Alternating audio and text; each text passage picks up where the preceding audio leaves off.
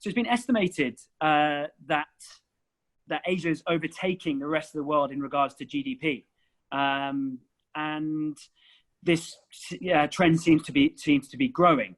As a dominant source of global growth, are you more expecting to see British businesses and more foreign trade open up into Asia? And maybe if I could maybe direct that towards Ninette to start with, and then if any others have any thoughts, but really kind of more around the growth of British businesses into Asia, and if there's any sort of target markets.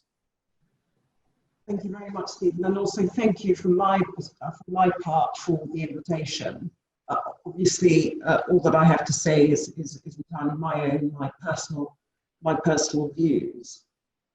I think that is an important and interesting question, and I'll tackle it by looking at some of the factors I think are influencing the attraction of Asia. Obviously, GDP is one. Kubo-san also talked about demographics, but I'd also like to suggest another aspect of demographics to take into account. It's been suggested that as population plateaus to roughly around the 10 billion mark, more than 50% of that population is in Asia.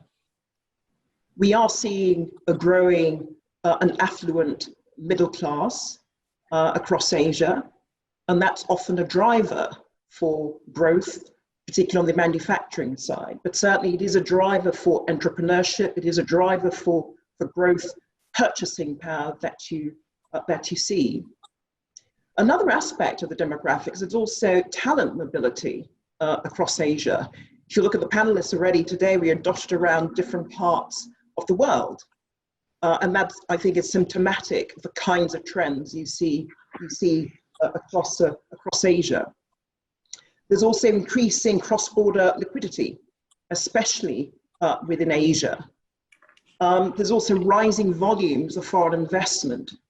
Obviously, there's still inbound investment into Asia, but you also see a number of major Asian companies investing both within Asia and further afield, including particularly into the UK.